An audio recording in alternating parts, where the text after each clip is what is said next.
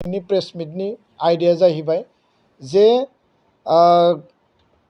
दुलाराय बर' फरायसा आफादनि बानजायनायाव आरो गासै NDFB बारग' NDFB फोरनि मददनि गेजेरजों आरो रायजो राजानि मददनि गेजेरजों नैबे जे गोरोबथानि उनाव जोङो नुदों जे 56 जोंनि बारग' NDFB बिथांमोना NDFB नि बिथांमोना जेलाव दङ आरो बे 56नि गेजेराव 6खौ NIA स्पेशल कर्टआ बिथांमोननो सोरनोबा लाइफ इमप्रिजनमेन्ट जाबजीबन कारादन्ड आरो सोरनोबा डेथ पेनाल्टी होदों। बिनि अनगायैबो CBI आदालतआ रन्जन दैमारि, रिफिखां गयारि, जर्ज बर' आरो गुबुन गुबुन 7 स्निखौ बिथांमोननोबो लाइफ इमप्रिजनमेन्ट होनानै दोनदों। दा बे गासै 7 आरो 56 गासै 63 दिनै गुवाहाटीनि सेन्ट्रेल जेलाव दङ।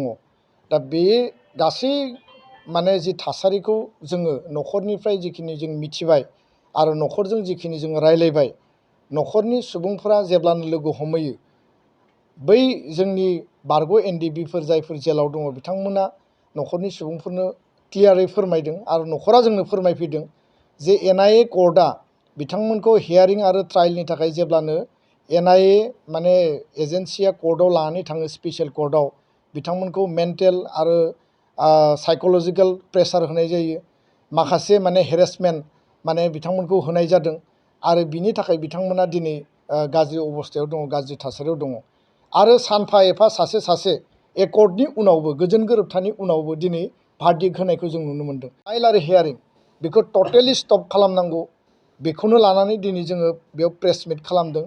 असमिया मिडियायावनो जा, बर' मिडियायावनो जा आरो गुबुन गुबुन मिडियायाव आरो 56 जनखौ आरो 63 जिखिनि जेलाव दङ गासैखौबो बिथांमोनखौ हगारनांगौ जोंनि बे दाबि।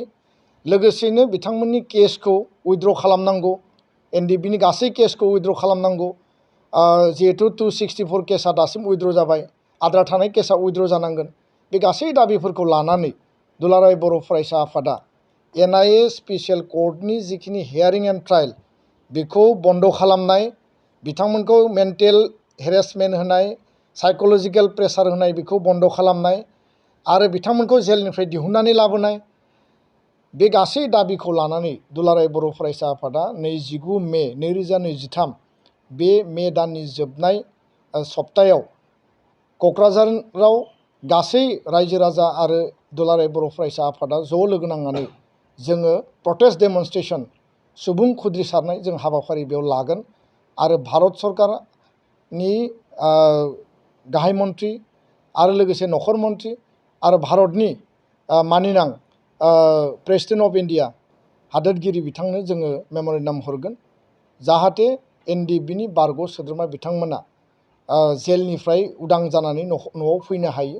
बिथांमोननि केसआ उइथड्र जायो, हाइनियास नन हाइनियास गासैबो केसा, नन हाइनियासआ उइथड्र माखासे जाबाय, जाबावनांगोन आरो लोगोसे हाइनियास केसआ केस बाय केस उइथड्र जानायनि बाथ्रा दंमोन, बियो दाबो आराम्भ जायाखै आरो जेलाव थानाय मानसिफोरखौ हेरेसमेन्ट होनाय, NIA कर्टआ हेरेसमेन्ट होनाय बे टटेलि स्टप जानांगोन।